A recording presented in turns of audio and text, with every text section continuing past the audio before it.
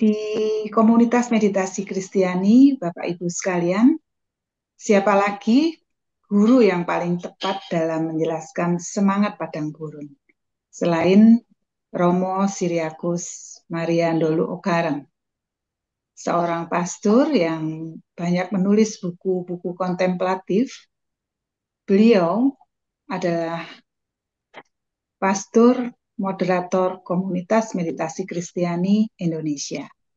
Beliau adalah pendiri rumah meditasi, rumah biara, Mater Scapularis di Lembah Bukit Nilo, Maumere. Jauh dari keramaian, hidup sangat sederhana dan penuh keterbatasan. Mengajarkan arti keheningan berhidup kontemplatif untuk segala usia. Kehidupan sehari-hari Romo sudah mencerminkan kehidupan para aba padang gurun. Malam ini bagaikan murid kita semua mendatangi Romo Siriakus ke Maumere meskipun online untuk belajar tentang semangat padang gurun. Malam ini telah hadir Romo bersama kita. Kita akan panggil Romo untuk bisa bersama-sama di ruang ini dan kita belajar dari Romo tentang semangat padang gurun. Selamat Silakan. malam, Romo. Selamat malam, Selamat Romo. malam, Ibu Sehat, Chandra, Mo. Bapak Hendrik, Bapak Suwarno, teman-teman meditator semua. Selamat malam. Malam, Selamat malam. Selamat malam. Malam, Mo. Ya, selamat malam, Pak. Oh, Bapak Hermanto, ya selamat malam. Ya, Malam, Romo. selamat malam. Ya, terima kasih ya, Romo, Ya, sama-sama. menyempatkan waktunya ini. Ya. Luar biasa. Supportnya luar biasa. Dan semoga stabil sinyalnya karena Romo ada di tempat yang agak juga sinyalnya bisa naik turun. Jadi nanti Bapak Ibu misalkan ada Romo terlepas, kita akan tunggu sebentar untuk Romo bisa join kembali jika terjadi lemah sinyal. Baik, seperti yang kita ketahui Bapak Ibu sekalian, dalam beberapa pertemuan, Romo Siriakus selalu menyinggung tentang bahwa akar spiritualitas Father John Main sangat terjalin erat dengan tradisi padang gurun kekristenan awal, terutama dari tulisan-tulisan pengalaman Yohanes Cassianus selama tinggal di padang gurun Mesir pada sekitar tahun 399. Tulisan tentang pengalaman Yohanes Cassianus ini menginspirasi Father John Main dan itu menjadi akar komunitas ini. Nah, mungkin malam ini kita ingin mengetahui lebih dalam lagi atau kenal lebih jauh lagi siapa saja para bapak-bapak padang gurun yang mempengaruhi Yohanes Cassianus itu begitu. Itu yang mungkin nanti kita akan bertanya kepada Romo Siriakus. Saya dan Pak Hendrik mewakili Bapak Ibu sekalian seolah-olah murid yang mendatangi bapaknya untuk bisa bertanya tentang hal-hal yang terkait dengan semangat padang gurun. Juga Romo nanti mungkin bisa dijelaskan ya, ini pertanyaan banyak orang Romo. Kenapa padang gurun? Kenapa memilih tempat ini begitu? Baik, mungkin itu untuk sebagai prolog saya mempersilahkan Romo Siriakus.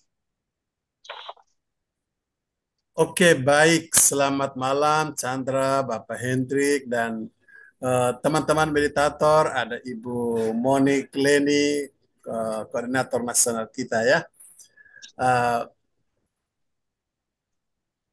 Kita mulai saja dengan satu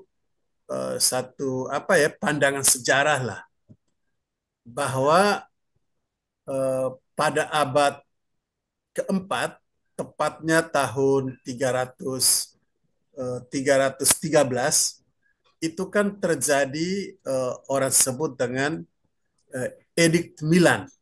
Edict Milan itu adalah pernyataan resmi dari Konstantinus Agung, Kaisar Romawi pada saat itu, yang menyatakan bahwa agama kekristenan itu adalah agama yang resmi dalam Kekaisaran Romawi. Jadi Edik Milan itu praktis mengakhiri masa kemartiran dan penindasan orang-orang Kristiani. Nanti baru kita tahu bahwa setelah pengganti Konstantinus Agung itu Kaisar Theodosius, agama Kristen dijadikan agama menerima agama Kristen sebagai agama resmi. Lalu Theodosius penggantinya itu menjadikan sebagai agama negara. Jadi kalau jadi menjadikan Romawi, dia haruslah beragama tubuh menjadi amat besar. Pada zaman Theodosius ini muncul Aba yang sering kali disebut itu Aba Arsenius. Karena Aba Arsenius itulah yang mengasuh menjadi guru dari dua anak putra dari Arsenius. Jadi setelah Edik Milan, kekristenan berkembang pesat, lalu efeknya juga, efek negatifnya itu juga didapat, yaitu bahwa mutu iman dan juga mutu moral, itu 2 poin. Jadi mutu iman dan mutu moral itu terjadi kemerosotan. Jadi ada dekadensi moral, ada dekadensi iman. Lalu timbullah sekelompok orang yang cemas dan gelisah mengenai kemerosotan itu. Maka mereka memilih untuk pergi ke padang gurun. Mengapa ke padang gurun? Padang gurun itu adalah tempat yang keras, tanpa air, panas pada saat panas, dingin pada saat dingin. Jadi tempat ular beludak, bahkan disebut tempat getayangan roh-roh jahat. Oleh karena itu, mereka pergi ke padang gurun karena mereka ingin katakanlah untuk mendapatkan kemartiran baru. Setelah kemartiran darah itu diakhiri dengan Edik Milan 313 itu, maka mereka ingin memasuki periode baru kemartiran yang disebut dengan kemartiran putih. Jadi tanpa menumpahkan darah, tapi hidupnya sama kerasnya dengan kemartiran darah. Maka mereka berlari ke padang gurun. Itu alasan kenapa mereka memilih padang gurun. Lalu tujuan mereka pergi ke padang gurun itu sebetulnya cuma satu. Walaupun ada alasan politik dan alasan sosial, alasan politik umpamanya mereka rasa tidak nyaman, dikejar-kejar. Jadi yang pergi ke padang gurun itu tidak selalu murni religius. Bisa karena alasan politik, bisa alasan sosial. Tapi dominan itu alasan religius. Mereka pergi ke padang gurun, mereka bilang kami ingin melihat Allah. Nah, melihat Allah itu terjemahan Latinnya kontemplasi. Mereka pergi ke padang gurun untuk melihat Allah. Kenapa melihat Allah? Mereka bilang hidup kami di padang gurun adalah pengejawantahan dari khotbah Yesus di bukit. Berbahagialah orang yang murni hati karena mereka akan melihat Allah.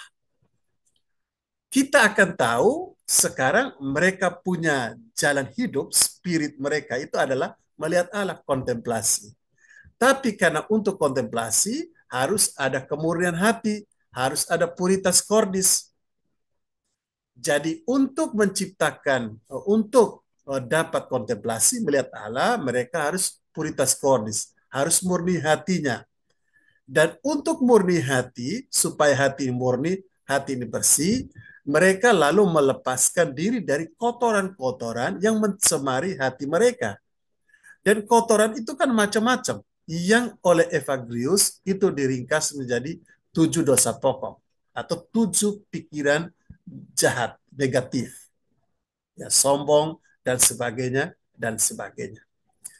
Kalau seandainya mereka bisa membersihkan diri dari 7 dosa pokok ini, maka terciptalah kemurnian hati. sapu yang dipakai untuk membersihkan sampah-sampah itu, 7 sampah utama itu macam-macam. Setidaknya ada metanoia, ada asketisme, ada uh, perbuatan sosial, perbuatan kebaikan, compassion, lalu ada apa ini, mati raga, tapi yang paling utama, sapu utama untuk membersihkan 7 sampah yang mencemari hati dan hidup mereka, itu adalah doa. Jadi doa itu adalah main tool untuk membersihkan hati supaya murni. Tapi doa yang dimaksudkan itu bukan doa biasa, terutama doa kontemplatif. Nah, nanti pada waktunya kita akan tahu kenapa mereka bilang doa kontemplatif justru yang menjadi sarana utama untuk pencucian itu. Tapi Bapak dan Ibu, 7 dosa pokok itu mereka sebut oleh Evagrius, itu disebut dengan 7 pikiran negatif. 7 pikiran negatif ini kalau diringkas menjadi satu, hanya dengan satu kata, itu adalah hidup yang egoistik. Artinya hidup yang tidak berpusat pada Allah, tapi berpusat pada diri sendiri. Artinya nyaman, enak dengan pikiran-pikirannya, enak dengan kecenderungan-kecenderungan tidak baiknya, dia menikmati itu. Jadi kalau diringkas dari 7 sampah itu sebetulnya sumbernya cuma satu, itu egoistik. Dan egoistik ini tentu berseberangan langsung dengan panggilan untuk mengarahkan diri pada Allah, untuk melihat Allah. Nah, kalau egoisme itu dilepaskan, maka dengan sendirinya mereka ketemu 2 hal sekaligus. Nah, ini yang penting. Ketika egoisme itu runtuh, mereka menemukan 2 hal sekaligus, yaitu Allah dan sesama. Nah, jadi mereka menemukan simultan pada saat yang sama, mereka lihat Allah, mereka ketemu sesama. Nah, dari situ baru kita paham, umpamanya kenapa Rowan William itu dalam buku Semangat Padang Gurun itu, dia mengutip kata-kata umpamanya dari Musa si Hitam, Aba Musa si Hitam, itu seorang Ethiopia yang mengatakan atau John C. Kerdil. John C. Kerdil mengatakan tidak mungkin Anda membangun rumah itu dari atap. Anda harus membangunnya dari bawah. Dari bawah dasar, yaitu adalah sesama. Atau yang mengatakan, dia tulis dalam buku itu bahwa untuk orang padang gurun mustahil membayangkan kontemplasi melihat Allah itu terlepas dari gaya hidup bersama, dari relasi dengan sesama, living life, living community, komunitas hidup together itu bersama itu. Jadi itu tidak mungkin. Karena apa? Karena kalau orang membersihkan diri dari egoisme, mana yang adalah rangkuman dari 7 sampah utama tadi itu, mereka mesti otomatis dapat kontemplasi dengan Allah, relasi dengan manusia. Itu 2 hal sekaligus dapat ketika egoisme dilepas. Oleh karena itu memang bisa dimengerti. Tidak mungkin kita bilang waktu kita melepaskan egoisme hanya melihat Allah. Sebab tidak ada melihat Allah tanpa melihat sesama. Nah, itulah maka betapa penting relasi dengan orang lain. Betapa penting hidup bersama. Betapa penting komunitas. Tidak mungkin ada kontemplasi, tidak mungkin ada mistik tanpa ada living together. Hidup bersama. Oleh karena itu, tapi menarik kalau dibaca dalam buku itu, supaya kita ini bisa bertumbuh dengan baik di dalam relasi dengan Tuhan, relasi dengan sesama, itu ada 2 kata yang dipakai dalam teks itu. Itu kata stay, jadi tinggal, dan kata stay dan kata pergi. Jadi ada pergi dan tinggal. Pergi dan stay itu 2 kata kunci. Sebab egoisme itu hanya bisa dilepaskan kalau kita mengandaikan 2 kata. Pergi itu berarti secara fisikal pergi ke tempat sepi, kesunyian, padang gurun, tapi juga secara emosional, secara spiritual, kita pergi dari dosa, pergi dari egoisme kita menuju Allah. Lalu stay. Stay ini tuh stabilitas loci. Itu kalau dalam ke monastik itu stabilitas loci. Itu diterangkan umpamanya di situ oleh Abah siapa ini, dia mengatakan sinkletika, ama sinkletika, menerangkan Anda jangan pergi-pergi. Kalau Anda suka pergi-pergi, itu Anda sama seperti ayam sedang mengeram, tapi dia suka pergi, yang nggak cukup panas tubuhnya untuk memecahkan telur itu menjadi anak ayam. Jadi harus netep, harus netep. Lalu dikatakan stay ini berhubungan langsung dengan apa yang selalu ditekankan oleh John Mayer. Duduklah dengan tenang. Duduklah dengan punggung tegak. Ucapkan kata itu minimum 20 menit, 30 menit. Kesetiaan kita untuk 20 menit, 30 menit, itu sebetulnya terjemahan untuk stay.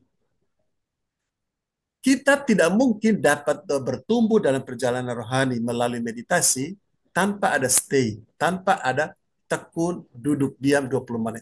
Kalau 5 menit pergi, 5 menit pergi, 5 menit pergi, itu sama seperti bagaimana orang bakar roti, roti itu bisa matang, kalau baru 3 menit dicabut, masuk lagi. Tidak bisa, harus stay. Sampai timer yang diatur 5 menit, dia masak, ya baru 5 menit ambil.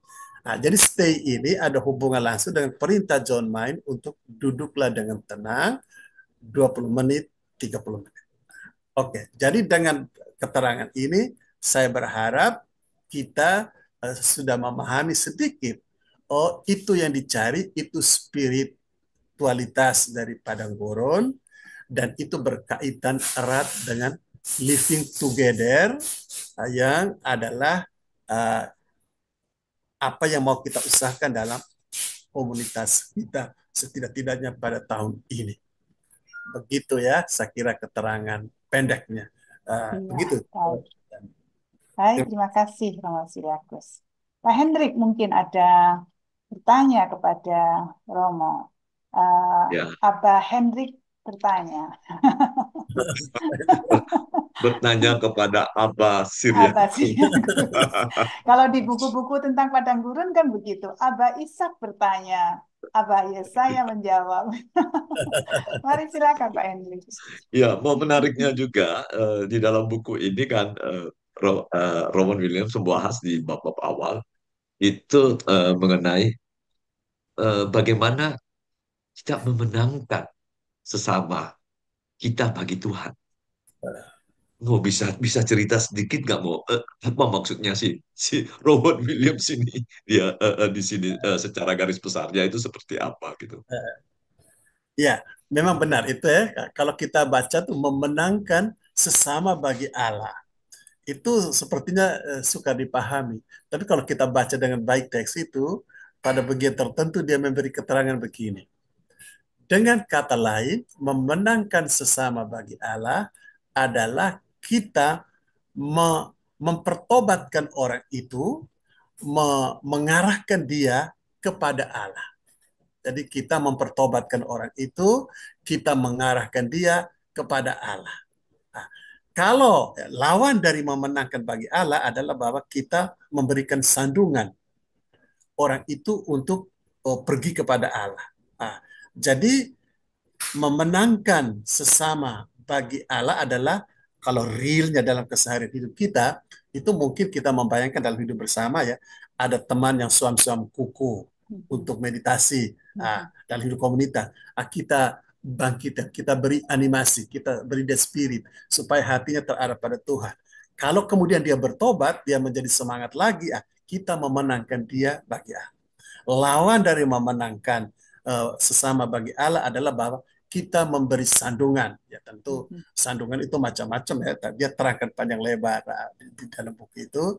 Tapi memberikan sandungan itu berarti kita mencegah, atau kita salah satu itu kita menghakimi orang itu, dan orang itu membuat orang itu merasa bersalah, dan mungkin kita akan mengatakan engkau tidak layak untuk mendekatkan diri pada Tuhan karena kondisi dosamu itu. Nah, itu kita memberi sandungan dengan menjadi menghakimi. Nanti kita akan lihat dari kata-kata Antonius Agung dikutip dalam bab pertama itu toh. Atau ya Antonius Agung itu jelas dalam pembuka dari buku itu. Kalau tidak salah, hidup dan mati kita ada bersama sesama kita, ya Romo. Ya, Dikatakan bahwa kita di dalam relasi bersama sesama itu mati demi sesama. Dulu saya tidak paham apa kata mati demi sesama. Saya pikir siap sampai mati membela yang lain begitu, membela teman atau membela sesama. Ternyata kata itu lebih dalam. Mati demi sesama itu adalah mematikan ego kita, mematikan superior kita, prioritas. mematikan dominasi kita, dan mematikan pengukuran kita atas orang lain. Ya. Betul ya, Romo ya? Ya, Mungkin bisa dijelaskan lebih jauh, Romo. Jadi ya memang begitu. Jadi kita mematikan egoisme kita. Ego kita ini kan salah satu hal yang dimainkan oleh ego itu adalah mengadili, melihat diri kita lebih bersih dari orang lain. Maka kita menghakimi toh. Nah, dia bilang untuk orang yang biasa merasa enak, merasa senang menghakimi sesama, dan dia harus stop menghakimi sesama, itu sebetulnya sebuah kematian. Itu sebetulnya sesuatu yang menyakitkan dan itu kematian bagi dirinya. Oleh karena itu,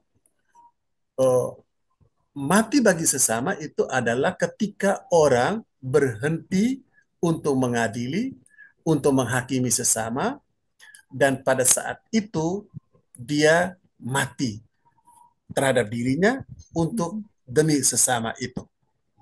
Mati demi sesama itu. Jadi untuk orang yang biasa menghadili, menghakimi, melihat orang lain buruk adanya, maka berhenti untuk melakukan itu memang suatu yang menyakitkan, kehilangan rasa enak dari pengalaman itu, dan itu sebuah pengalaman kematian. Iya. Ya, itu Iya. keterangan yang diberikan di situ tuh. Romo sama Chandra, saya mau sharing sedikit nih, saya mau curhat sedikit nih, Mo. Silahkan, Ya. silahkan. Buku ini kan penuh dengan sentilan ya, Mo ya. Sentilan-sentilan halus gitu. Cara penyampaiannya begitu halus. Tetapi sebenarnya begitu memukul gitu. Ya. Nah, jadi pertama kali saya baca buku ini, Mo, Chandra ya, mata saya itu langsung cari-cari kiri kanan gitu. Siapa di anggota komunitas kita yang seperti ini? Gitu. Sampai pada akhirnya setelah membaca buku itu, saya merenungkan bahwa memang buku ini itu memang ditulis buat saya. Buku ini bukan ditulis untuk orang lain. Nah, itu mungkin mau yang saya rasakan gitu di dalam membaca buku ini gitu. Dia benar-benar memperingatkan kembali ke kita, menilai, menghakimi, dan itu nyata dalam kehidupan komunitas. Itu saya juga lakukan ke orang lain gitu.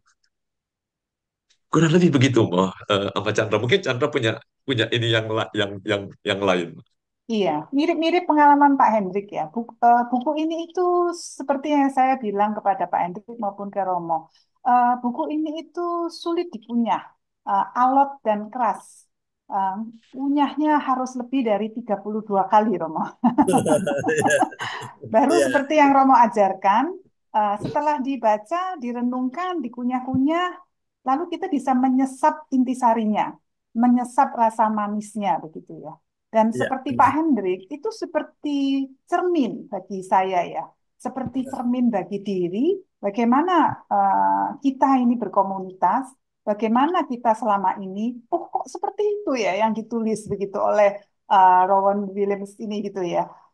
Salah satunya kita seringkali mengatakan begini ya kepada para peserta, anggota kelompok meditator yang mungkin lama tidak hadir begitu ya.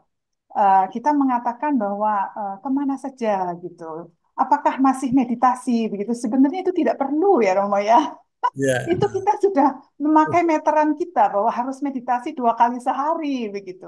Jadi buku tentang semangat padang gurun ini itu seperti mengupas diri kita sendiri. Dan kalau kita membacanya dengan pelan-pelan dan kita renungkan dan mungkin nanti kita akan lebih jauh ya membahas tentang tadi yang Romo katakan bahwa selain memenangkan sesama, keheningan itu akan membantu kita dalam uh, menemukan diri begitu.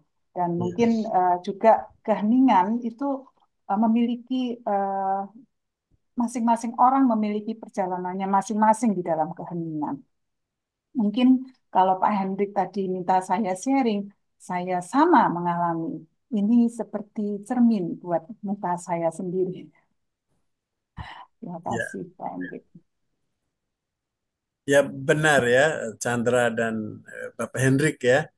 Eh, Kalau dibaca dengan baik buku itu memang eh, secara apa ya, secara halus itu menyindir kita memang. Eh, Umpamanya ya, kita omong tentang eh,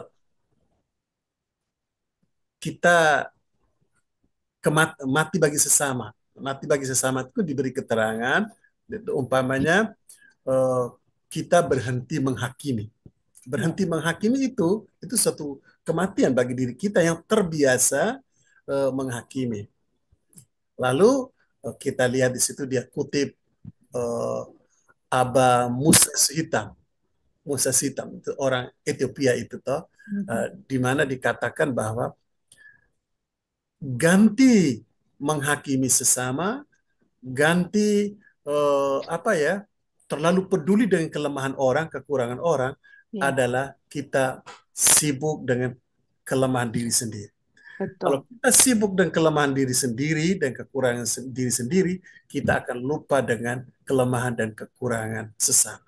Dan bila itu terjadi, maka tindakan menghakimi juga akan menguap dari kebiasaan, dari kehidupan kita ya. Ada saya pikir, oh ya, ada poinnya yang mengingatkan kita. Mungkin selama ini kita malah lebih sibuk melihat orang dan kekurangannya daripada sibuk untuk melihat kekurangan diri sendiri, bahkan tidak peduli dengan apa yang kurang dengan diri sendiri. Ya, seperti kata Yesus toh, apa yang di kelopak mata teman itu kita melihat jelas, padahal batu besar di mata kita itu kita tidak lihat. Iya, Semacam gitu. Jadi dia mau membuat sindiran-sindiran seperti itu. betul. Mungkin Gitu kita ya. beralih ya, Pak Hendrik ya. Tadi Romo sudah singgung itu tentang bahwa setiap pribadi memiliki perjalanannya sendiri di dalam keheningannya, di dalam panggilannya untuk hening, untuk sendiri. Dan transformasi diri menjadi pribadi yang lebih baik itu juga eh, memiliki keunikan di masing-masing pribadi. Ini mungkin tentang bahwa di dalam buku eh, semangat padang gurun itu disebutkan bahwa tidak ada rumusan yang standar untuk menjadi kudus tentang kekudusan. Betul ya Romo? Mungkin Iya, Romo bisa jelaskan tentang ini bahwa tidak ada rumusan dan standar tentang kekudusan. iya, karena semua unik dan semua orang punya jalan jalan yang unik, jalan yang misterius untuk dirinya. Ya, Nah, ya. jadi umpamanya ya, di buku itu kan dia mengisahkan ada seorang datang ke padang gurun. Dia ingin ketemu dengan Aba Arsenius. Waktu dia ketemu dengan Aba Arsenius, rupanya Aba Arsenius itu tidak banyak omong, tidak cukup diam. Lalu kemudian ada seorang teman yang mengantar dia untuk ketemu Aba Arsenius itu bilang, baik sekarang silakan engkau duduk dengan dia. Tapi tamu itu bilang, oh tidak, aku ikut engkau saja. Lalu akhirnya diikut dengan teman yang mengantar itu, mereka pergi kepada Musa si hitam ini. Musa si hitam. Rupanya Musa si hitam itu lebih ramah. Dari nyapa, omong segala macam sampai akhir. Setelah ketemu dengan Musa si hitam, ditanyakanlah eh, itu si pengantar itu kepada tamu yang dari luar datang itu. Menurut kamu dari dua orang itu kamu senang mana? Lalu dia mengatakan, oh menurut saya, untuk saya mungkin saya lebih senang dengan Musa si hitam. Nah, lalu rupanya apa? Bagaimana ada pengantar itu kemudian ditanyai pendapat atau rahib lain bertanya tentang itu, lalu didapatkan jawaban. Oh, masing-masing orang itu punya stylenya, punya cara unik. Ya, Arsenius sendiri, lalu kemudian juga Musa si hitam juga sendiri. Mungkin pesan bagi kita adalah bahwa perjalanan rohani itu pada titik tertentu itu memang sangat personal. Kita punya jalan misteri sendiri-sendiri bagi Tuhan. Ada orang yang mungkin kita bilang, dan ini mungkin penting kita renungkan, mungkin kadang-kadang ada orang yang berpikir mendekatkan diri pada Tuhan itu berarti perfect secara moral, tanpa cacat. Tapi ada orang yang jatuh bangun, tapi pada akhirnya dia betul-betul bangun. Dan dia sampai pada Allah juga. Betul. Ada orang yang mungkin dia merawat hidup moralnya perfect, tanpa celah. Nah, ada orang yang memang berjuang jatuh bangun. Sebetulnya nilainya sama, karena tujuan akhir adalah mereka sampai pada Tuhan. Dan jalannya memang masing-masing. Masing-masing orang punya jalan, punya kisah hidup, punya riwayat, dan tidak perlu dibandingkan. Mana itu dua jalan berbeda, dan berbeda itu tidak berarti yang satu lebih tinggi, satu lebih rendah. Itu yang haruslah. Kita kan kadang-kadang berpikir kalau berbeda itu berarti yang satu lebih tinggi, yang satu lebih rendah. Tapi sebetulnya tidak perlu begitu. Berbeda yaitu berarti memang berbeda. Tidak berarti yang satu lebih baik, yang satu lebih buruk. Itu kan misteri, ya, misteri. Saya kira begitu ya. Mau ini saya juga mau, ini sharing saya juga mau. Ya, Waktu pandemi dulu mau, kita kan sering ngadain acara Zoom gitu. ya, Adakan siswik dan lain-lain. Dan kita ingin tahu gitu, sampai seberapa jauh teman-teman kita itu sudah maju dalam bermeditasi untuk berikutnya kita ini. Kita bertanya ke mereka, berapa kali Anda bermeditasi sehari? ya, Kita berikan dia 3 pilihan. Kadang-kadang, ya. 1 kali, dan 2 kali. Saya rasa itu pertanyaan yang bagaimana ya, Bu ya? Setelah Menghakimi. membaca buku ini, saya rasa saya membuat kejahatan besar dalam komunitas ini, Mo. Ya, tanyanya nggak pantas gitu. Pertanyaan yang tidak perlu ditanyakan ya Pak Itu Hendrik tidak perlu ya. ditanyakan, bukan urusan kita sebenarnya. Iya. Bagaimana mau terkait dengan ini? Kan kadang kita di dalam komunitas kan misalnya kita lebih lama ada di komunitas, kita merasa kita punya jalan gitu. Dan jalan itu seringkali sangat ini ya, Bu ya, sangat mendominasi orang gitu. Romo punya tips-tips nggak nih, Mo? Ya, memang ya itu karena mungkin saja pertanyaan kita itu seringkali dari sikap superiority, Ya, atau dari Betul. sikap menghakimi. Saya lebih Betul. rajin daripada Anda. Betul. Tapi sebetulnya uh, ajakan seperti itu tuh boleh, hanya kita harus tengok ke dalam diri uh, tanpa ada sikap menghakimi, tanpa ada sikap merasa superiority. Tapi kalau dia sebagai barangkali sebagai animator ya, pertanyaan yang membangkitkan spirit itu mungkin barangkali kita tidak terjebak dalam tindakan menghakimi, tindakan superiority ya. Jadi ini kan sebenarnya persis seperti dikatakan Yohanes Cassianus. Pada tahap antusiasme, tahap awal antusiasme itu antusiasme ini itu kelihatannya neta, tapi sebetulnya mengandung di dalam antusiasme itu adalah sikap sikap ada cacatnya, cacat celah bersama dengan sikap antusiasme itu adalah kita melihat bahwa kita lebih lebih suci, kita lebih baik, kita lebih bersemangat daripada orang lain. Jadi antusiasme awal itu selalu dibarengi dengan cacat celah, terutama kesombongan. Maka disebutlah lahirlah ungkapan kesombongan rohani. Tapi itu awal. Tapi antusiasme yang terjadi setelah akedia yang disebut dengan apatheia itu antusiasme tapi sudah bebas dari cacat celah. Jadi murni. Nah, sekarang kita mengajak itu tergantung.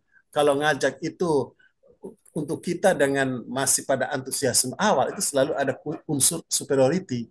Tapi kalau ajakan itu lahir dari pengalaman apatheia, tak berikut pengalaman kita sendiri pada tak berikut, itu biasanya lebih murni, lebih sebagai satu animasi. Dan itulah Ya, pada saat itu terjadilah apa yang disebut dengan memenangkan sesama, bagi Sesama, sesama. bagi sesama. memenangkan sesama. Luar Itu biasa, saya, jelas. Ya, saya pahamnya begitu. Berarti kita sudah tidak boleh lagi mengatakan si A itu atau si Anu itu sudah meditasi 15 tahun, kenapa tidak berubah? Begitu ya, Oh, itu Romo ya. sudah menghakimi. Itu sudah Parah itu ya, Romo ya.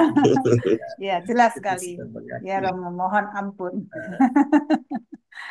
Nah, Baik, kita bergulir ke selanjutnya. Tadi Romo mengatakan kan bahwa eh, kekudusan begitu ya, itu tidak bisa diukur, tidak ada rumusan kapan tercapainya dan itu adalah panggilan bagaimana pribadi jalannya? jalannya masing-masing. Nah, ketika kita kembali ke Bapak Padang Gurun ya Romo ya, Ya, sebenarnya tujuan Bapak Padang Gurun untuk menepi atau menjauh atau lari dari kehidupan duniawinya atau kehidupan keramaian adalah untuk menemukan jati diri. ya, Tapi di buku Semangat Padang Gurun itu ada tertulis seperti ini, Romo, yang mungkin bisa dijelaskan lebih jauh.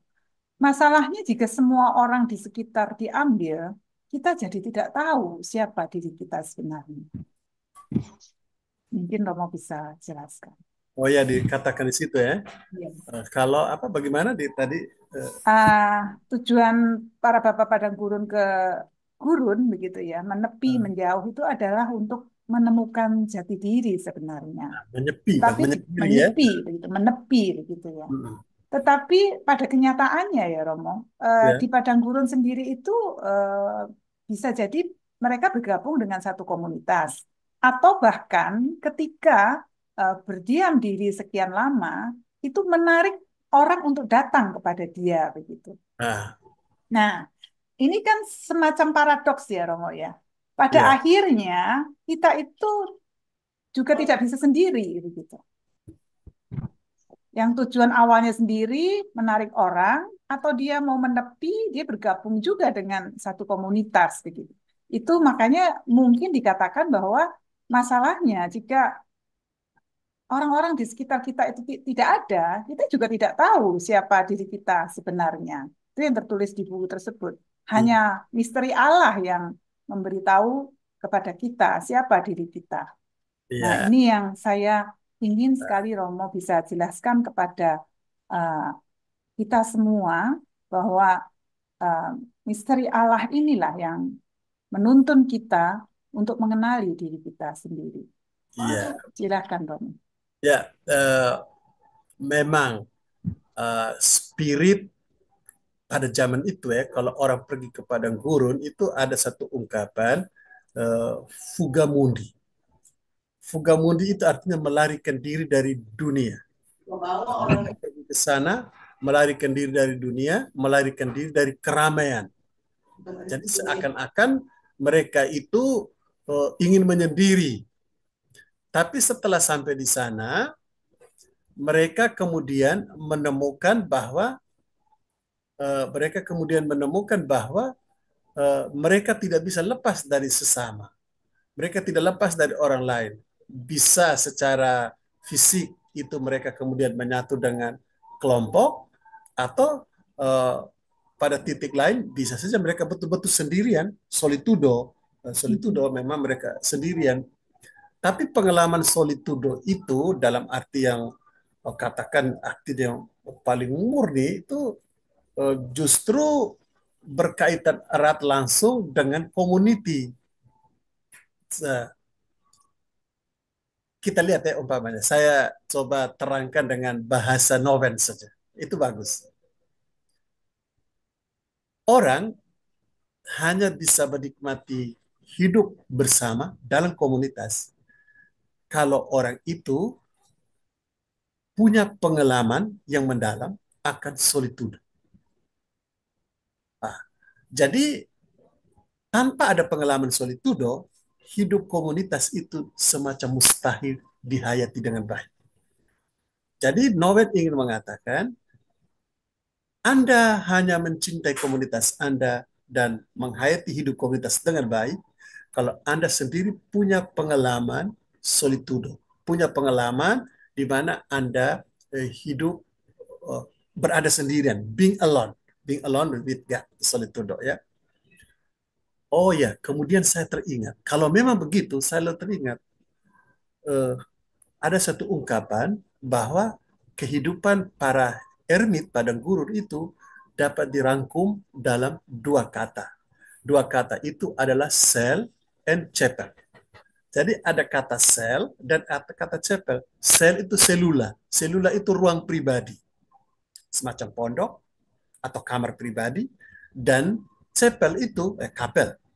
Nah, jadi mereka bilang hidup eremit, hidup para bapak padang gurun itu dapat dirangkum dalam dua kata, yaitu sel and chapel.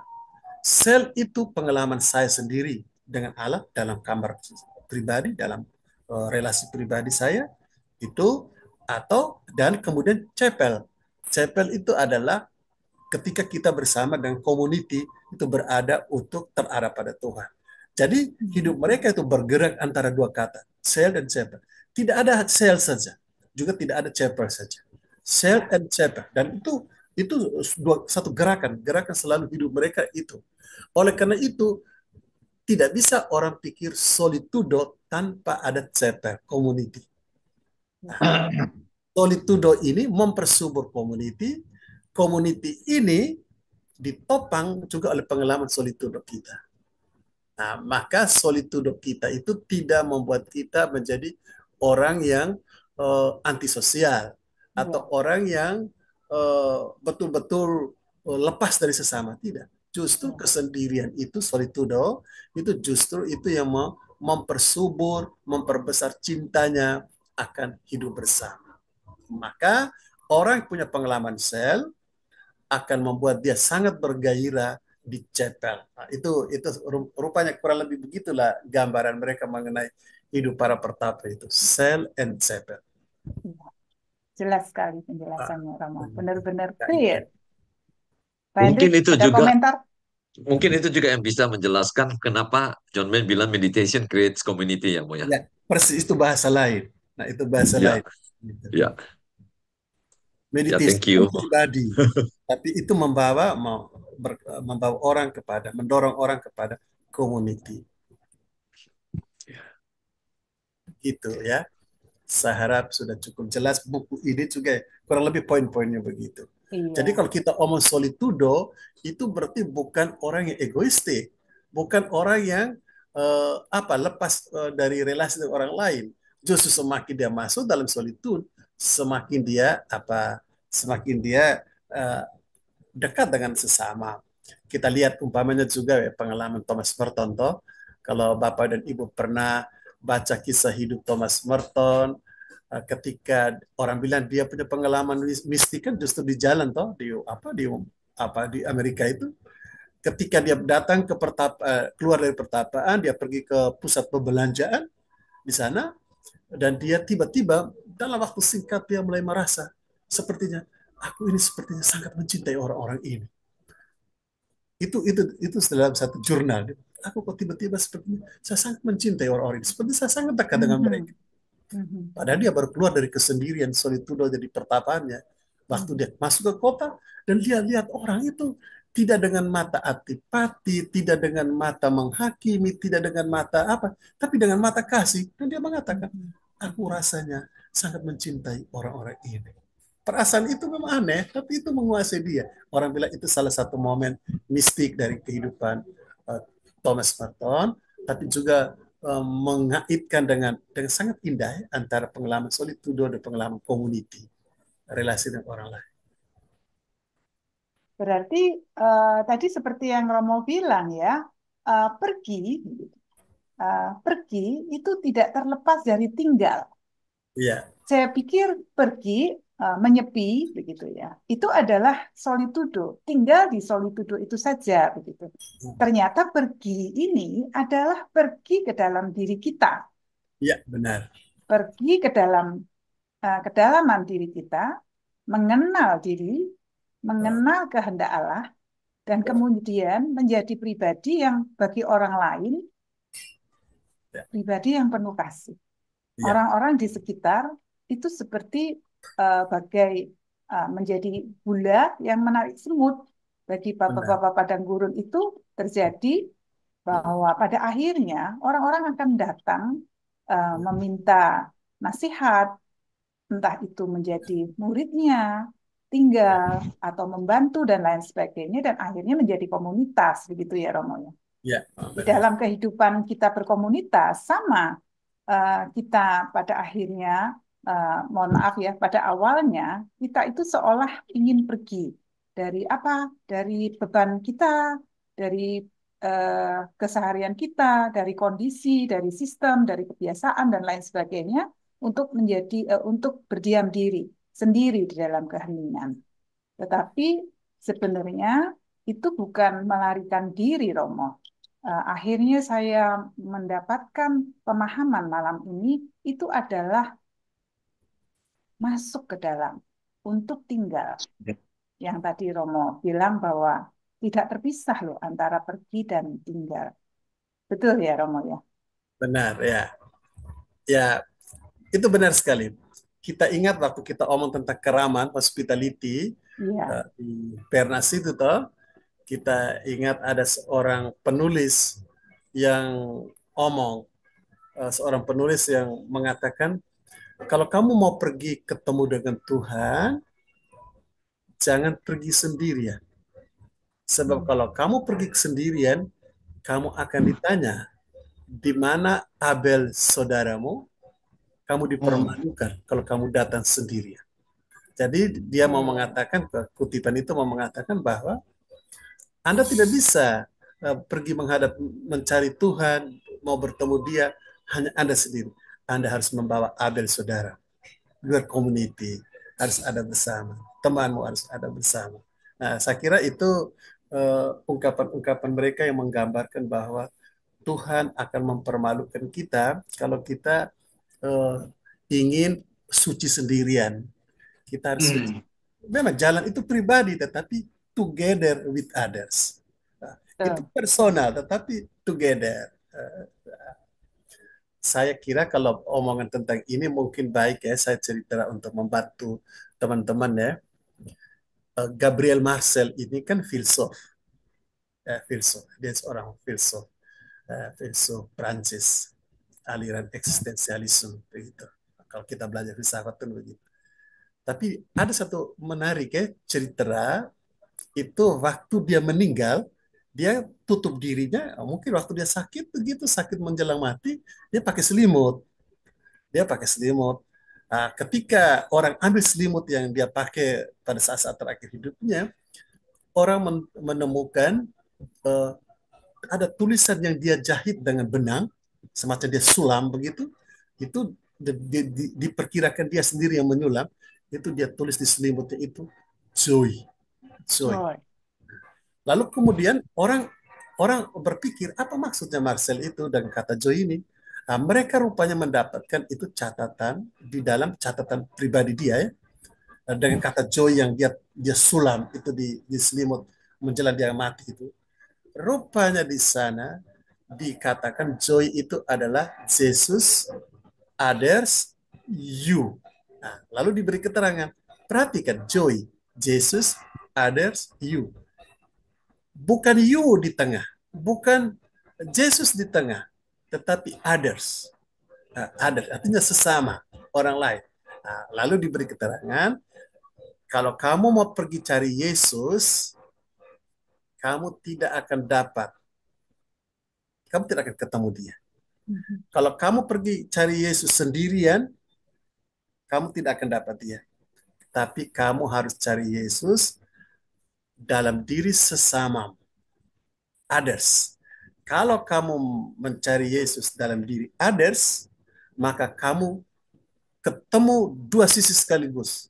Ya, dia bilang, kamu akan dapat Yesus, sesamamu, dan diri sejati true selfmu itu. Nah, jadi sebetulnya dari beberapa poin pengalaman spiritual Bapak Padang Gurun, orang-orang para filsuf, orang-orang yang dalam hidup religius, itu semua menunjukkan bahwa Saint and Chapel itu bukan hanya spirit para Bapak Padang Gurun, manusia modern ini pun juga itu bagaikan dua sayap yang membantu kita untuk terbang menuju Allah, ya, diri kita dan sesama itu dua hal yang penting. Iya, Saya kira itu ya. Mudah-mudahan membantu kita untuk mencintai komunitas juga. Oke. Rasanya lega sekali ya Pak Hendrik. Ya. Sekarang Seperti teman-teman. dahaga, Romo kasih segelas air es begitu. Pak Hendrik mungkin ada sesuatu yang terakhir. Waktu juga sudah Sudah, lewat sedikit. iya sudah lewat sedikit ya. Ada mungkin ada meditator yang ingin bertanya. Bertanya, iya Romo. Makanya Nanti ada sekarang sesinya ya. Oh, Nanti ada ada sesi sesinya, bertanya. sesi Ya. pertanyaan. Ya. Dari Jadi saya mungkin cukup, Chan. cukup Mungkin ya. Chandra ada yang ini. Ya, kalau dari saya ini momen ahanya nih Romo. Kalau orang Surabaya, oh alah begitu. Jadi ini kalau orang Surabaya bilang, oh alah begitu. Jadi Romo, ternyata begitu ya. Melalui sesama kita begitu ya. Siapa, kapan dan di mana keberadaan kita itu begitu. Itulah takdir kita yang harus kita lalui ya, kita terima dan kita lalui dengan siapa, di mana dan kapan begitu. Karena melalui kesempatan kapan, di mana dan dengan siapa kita bersama, disitulah nanti kemuliaan akan diturunkan. Ya. Itu yang ada ditulis di sini. Yang ini saya, oh itulah kenapa kita lari jauh-jauh menyendiri begitu ya. Tapi ternyata diketemukan lagi dengan sesama. Itu juga yang terjadi pada Papa Padang Gurun kan gitu. Ya. Diri kita juga seperti itu. Kita ingin lari dari orang sekitar, masalah dan lain sebagainya, tapi toh akhirnya kita diketemukan lagi dengan sesama kita. Dan secara konkret itu mewujud di dalam kenyataan kita sehari-hari. Dan ada tulisan yang indah ya Romo sebagai penutup di buku Rowan Williams ini. Tadi sekilas ada saya lihat ada yang tanya, dari buku apa ya? Begitu. Sebenarnya Bapak Ibu, tadi sudah saya sebutkan di awal, pembicaraan kami malam ini diambil dari buku Semangat Padang Gurun. Pak Hendrik bisa tunjukkan covernya, mungkin ada bukunya atau di WA nanti ya Bapak Ibu. Saya PDF-nya. Iya, jadi ada Semangat Padang Gurun, Rowan Williams. Ini Pak Suwarno sudah bantu. Terima kasih Pak Suwarno. Bukunya, covernya Padang Gurun ini. Dan di dalam buku ini, di halaman terakhir, kita menemukan begini. Allah telah berbicara secara khusus kepada kita dengan menambatkan kehidupan ilahi di dalam tubuh kita. Dengan tubuh yang hidup, mati dan bangkit, dan yang secara realitas konkret diwujudkan dalam diri manusia oleh karunia Roh Kudus. Kesembuhan kita pasti terkait dengan di mana, siapa, dan kapan kita tinggal. Di sanalah kita ditakdirkan untuk berada. Tempat di mana makna dan kemuliaan turun. Itulah sel kita. Dan ketika berulang kali kita berpaling kepada Tuhan dalam keheningan, dalam sikap kontemplatif, dalam meditasi kita, kita dapat sekilas melihat Putra Allah bersama kita dalam tubuh kita. Bergerak bersama kita melalui padang gurun kehidupan kita. Wah, ini kutipan yang sangat indah, Romo, yang benar-benar menjadi semacam penutup yang sangat baik, bagus di dalam buku ini, menjadi cerminan, menjadi momen yang tadi saya bilang momen aha. Oh, itulah kenapa Tuhan Yesus sendiri mengatakan jika engkau ingin berdoa, pergilah ke kamarmu, berdoalah kepada Bapamu. Dan disinilah sel kita. Dan sel kita itu, yang tadi Romo bilang, sel kita, diri kita, itu kita bawa kemana-mana. Dan kemudian kita punya chapel, yang tadi Romo bilang, sesama kita itu. Dari sel kita bawa kemana-mana, dan ketika kita berpaling kepada Tuhan, kita mengenali Putra Allah itu bersama kita di dalam kehidupan kita. Mungkin ini penutup dari saya, Romo Siriakus. Ya, menarik, sangat menarik ya. Terima kasih. Saya yang terima kasih dengan Pak Hendrik, juga beserta seluruh 203 murid Romo yang hadir di sini, 202 berarti, Romo gurunya. Kami datang untuk menimba ilmu, mendengarkan kebijaksanaan Bapak Padang Gurun. Baik Pak Hendrik, waktu juga sudah cukup ya untuk sesi talk show kita. Kita memberi kesempatan dua penanya, dua saja karena waktu yang terbatas, untuk bertanya kepada Romo Siriakus. Mohon dibuka video Bapak Ibu kameranya agar kami bisa spot. Bapak Yohanes Muryadi. Bapak Yohanes Mulyadi, silahkan. Terima Apakah kasih. bisa ditemukan? Luar biasa. Penjelasan Romo luar biasa. Walaupun ya mungkin hanya beberapa persen saya nyandak ya. Banyak sekali yang jauh di atas saya. Tapi saya terima kasih tentang padang gurun. Di sebuah buku yang pernah saya baca, seseorang yang sedang menderita itu seperti di dalam padang gurun. Dan di saat itulah sebenarnya itu yang paling berbahagia. Karena orang tersebut sendirian bertemu dengan Tuhan. Face to face, heart to heart. Itu yang waktu itu menyentuh. Bahwa di padang gurun tadi dikatakan sendirian sekaligus dengan banyak teman. Akhirnya saya menemukan itu, bahwa sendirian karena di hadapan Tuhan, sendirian, tetapi begitu sendirian di hadapan Tuhan menjadi banyak temannya. Ini. Jadi pada saat-saat kita menderita, situasinya baru tidak bagus dan kita berat sekali, saat itulah kita di padang gurun, dan saat itulah perjumpaan yang paling intens dengan Tuhan. Itu Romo, saya senang sekali, terima kasih. Saya tidak takut lagi kalau nanti ada penderitaan, terus saya seperti di padang gurun. Terima kasih. Terima kasih Bapak sharingnya yang menarik. Tapi memang begitulah kurang lebih ya. Kalau dan itu dalam tradisi kita itu terutama bagi mereka yang menganut mistik penderitaan. Jadi mistik penderitaan itu ada beberapa tokoh besar ya, umpamanya ada Gema Galgani, kami di Karmel itu ada Santo Titus Bransma. Dan mereka itu cara berpikirnya seperti yang Bapak Yohanes sharingkan itu. Dan itu juga pengalaman padang gurun. Jadi pengalaman padang gurun itu bukan membuat mereka merasa tersisihkan, kesepian sendiri, tapi justru mereka mendapat hiburan karena di situ mereka menyatukan dengan tubuh mistik Yesus, yaitu adalah gereja, yaitu adalah komunitas, yaitu adalah kita semua. Iya. Ya Bapak ya. Terima kasih Romo. Ya. Terima kasih Pak Yohanes.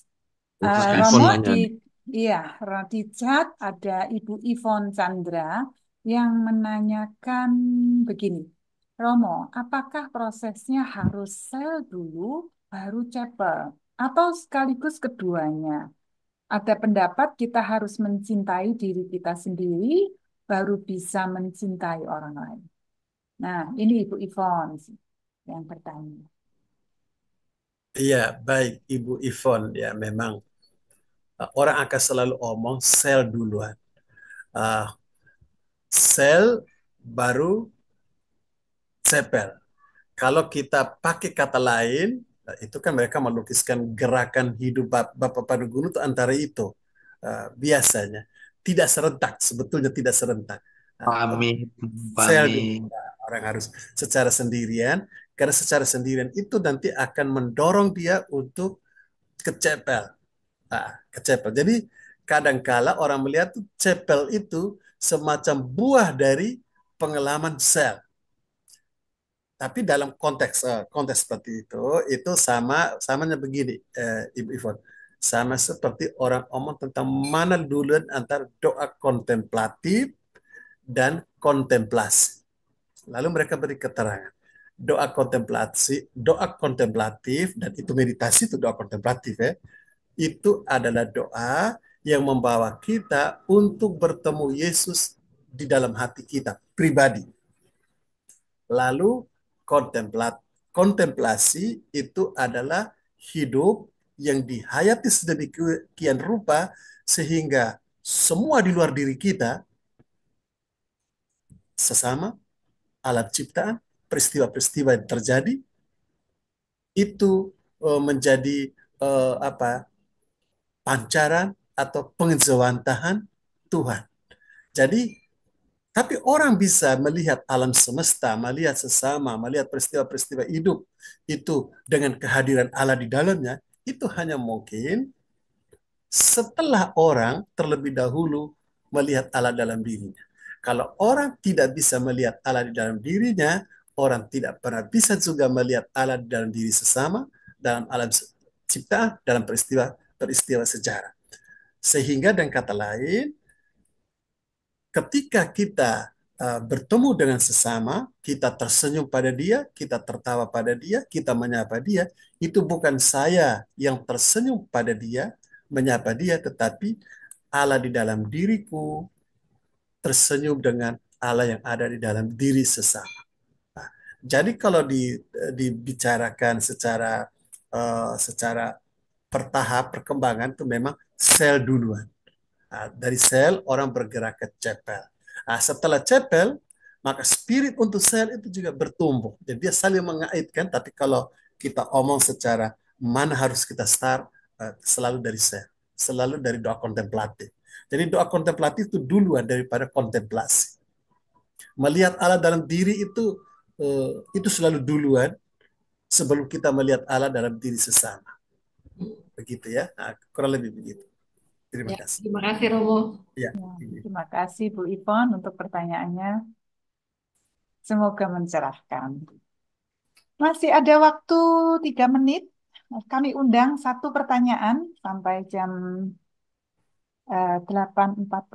Jadi masih tersisa 4 menit. Bapak Ibu, ada pertanyaan kah? Saya boleh, Bu? Boleh, silahkan. Selamat malam, Romo. Bisa sebutkan nama dan asal itu? Saya Bu Ivi Ya. Genia dari Paroki Yakobus Surabaya. Silahkan. Begini Romo, tadi Romo sempat menjelaskan kalau kita pergi itu artinya masuk ke dalam dan meninggalkan semua kedirian kita supaya kita bisa menghadirkan Allah. Satu, yang kedua, tidak lagi menghakimi orang lain dan bisa merasakan Allah menuntun kita karena kita pergi ke dalam diri kita, masuk ke dalam. Nah, yang saya alami bukan ketika saya meditasi, bukan seperti itu, tapi saya sudah lama enggak menghakimi orang. Justru ketika saya meditasi, saya malah lebih sering menghakimi diri sendiri. Jadi kehadiran Allah yang saya rasakan di saya, itu adalah menampakkan semua diri saya yang dulu-dulu, yang kemarin-kemarin, yang tidak saya sadari. Jadi kayak ketemu dengan sesama, itu saya seperti melihat Allah menegur saya, kamu dulu, kayak gitu kalau ngomong. Kamu dulu, Ivi, seperti itu kalau bersikap. Kamu dulu, Ivi, kalau menghakimi orang itu kayak gitu. Ini bagaimana, Romo? Jadi kayak melawan. Jadi bukan melawan ya, kayak ada kontradiktif antara yang Romo sampaikan bahwa dengan kita masuk, dengan kita pergi, artinya kita pergi dalam diri sendiri, kita bisa mengenali Allah yang tersenyum, Allah yang menuntun, yang menerangi, yang tidak menghakimi orang lain. Masalahnya saya ini menghakimi diri saya sendiri terus-menerus, Romo. Ya. Dan saya merasa itu sudah semakin tidak sehat gitu, karena Ya. Apa dosa saya terlalu banyak atau bagaimana? Iya, benar. Tapi sebenarnya itu kalau kita sebagai praktisi meditasi Kristiani ya, dengan ajaran dari John Main itu sebetulnya eh, yang ibu lakukan itu bisa saja dialami. Tapi sebenarnya kalau John Main mengajarkan kita, kita ini seperti orang yang sedang melangkah menuju satu tempat. Umpamanya, saya sedang bergerak dari rumahku menuju rumah temanku. Nah, perjalanan dari rumahku menuju rumah temanku itu, kalau kita pakai teori meditasi Kristiani, itu sebetulnya waktu kita keluar dari rumahku menuju rumah temanku, mata kita tuh sudah tertuju ke rumah teman. Jadi sudah tertuju, terarah ke sana. Dan sehingga waktu kita tertuju, mata kita terarah ke sana, langkah kita pun juga kemudian bergerak ke sana. Apa yang ibu alami itu sama seperti orang yang mau pergi ke rumah temannya, tapi selalu tengok rumahnya sendiri. Nah, kalau itu terjadi, maka kita akan terpental-pental dalam perjalanan. Dalam bahasa John Main, itu adalah gangguan. Dan itu barangkali itu bisa bagian dari apa ya, eh, gangguan yang egoistik. Eh, Ibu sedang berpusat pada diri ibu. Ibu tidak berpusat pada rumah teman itu. Dalam bahasa meditasi, tidak sedang berpusat pada kata itu. Dan kalau itu terjadi, berarti praktis sebetulnya waktu hening itu, ibu tidak mengucapkan mantra. Ibu tidak menancapkan mata kepada rumah teman. Ibu sedang terarah pada diri sendiri, terarah pada rumah sendiri, dan itu persis gangguan. Apa yang harus dibuat kalau begitu? Mungkin baik kita coba start lagi, kita punya praktek ya. Kita start lagi dengan apa? Dengan baik, kita duduk tenang, lalu mulai mengarahkan pikiran, perhatian seluruh kita pada kata itu. Nah, kalau itu terjadi, maka kecondongan, kecenderungan, pengalaman-pengalaman yang sudah Ibu sharingkan tadi, dengan sendirinya akan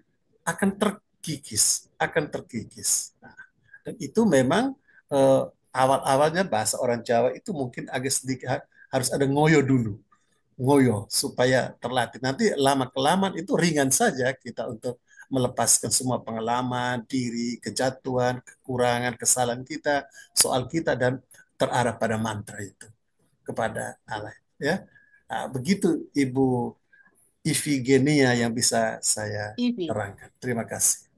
Kasih Romo. Ya, izin. Terima kasih Bu Ivi. Semoga jawaban-jawaban Romo bisa mencerahkan Ibu menjawab pertanyaan-pertanyaan di dalam.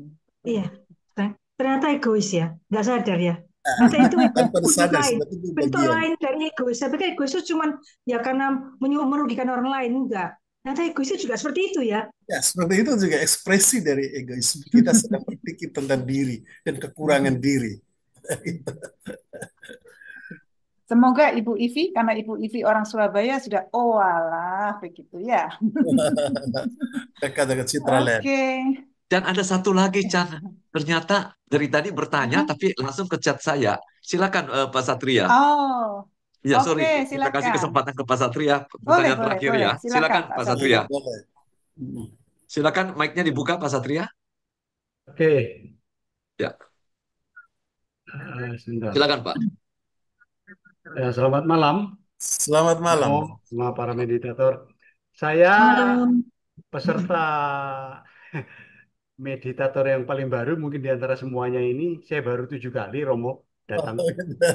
Nah, dari hari pertama datang, kemudian di beberapa pertemuan setelah saya ada juga yang baru datang juga baru. Pertanyaannya adalah bagaimana sih meditasi yang baik itu? Nah, senior-senior yang memberikan saya penjelasan, gampang, diem aja, sama sebutkan Maranatha, gitu kan. Nah, tapi yang kejadian seperti ibu tadi itu pasti terjadi, gitu kan. Nah, sekarang pertanyaan saya mungkin di luar semangat padang gurun, tapi ini awal dari semangat padang gurun. bagaimana meditasi yang sebenarnya. Saya biasa ikut meditasi di tempat lain di luar, ya, bukan yang meditasi ini Katolik ini, ya, yang pakai Maranatha, itu dengan teknik pernapasan. Ada juga yang pakai musik, ya. Tapi itu kan di luar.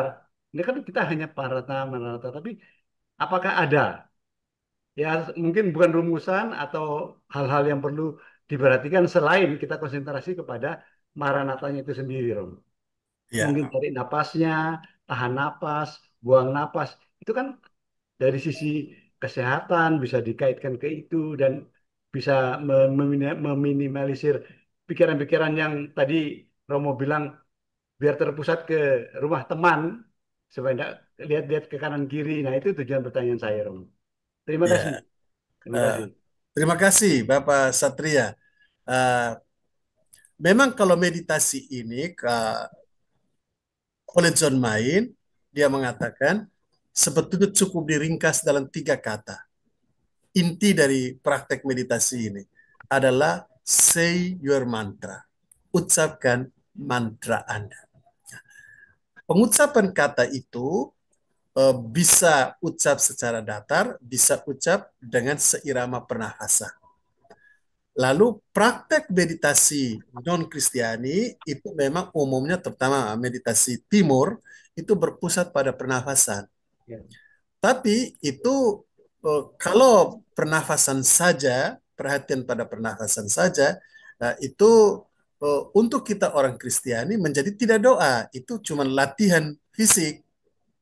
Tapi justru gerak pernafasan itu disuntikan ke dalam gerakan pernafasan itu, dimasukkan kehadiran Tuhan melalui kata itu, maka yang sesuatu yang sebenarnya olah fisik saja, olah mental saja, itu bisa menjadi sebuah praktek rohani, praktek doa. Jadi hanya dengan memasukkan saja kata itu ke dalam gerak pernafasan, itu sudah menjadi sebuah doa. Oke, Maka boleh berarti meditasi Romo ya. kita Oke. menjadi doa. Iya, iya, iya. Begitu Bapak Satria ya. Ya, terima kasih Ya, Romo. Berarti terima itu yang kasih. saya sudah lakukan, Romo. Yang lain-lainnya katanya tidak melakukan begitu. Saya melakukan itu, Romo. Nah, itu Romo. persis. Nah, itu sudah itu bagus sekali. Ya, terima kasih Romo. Terima Ya, kasih. terima kasih. Terima kasih. Terima kasih.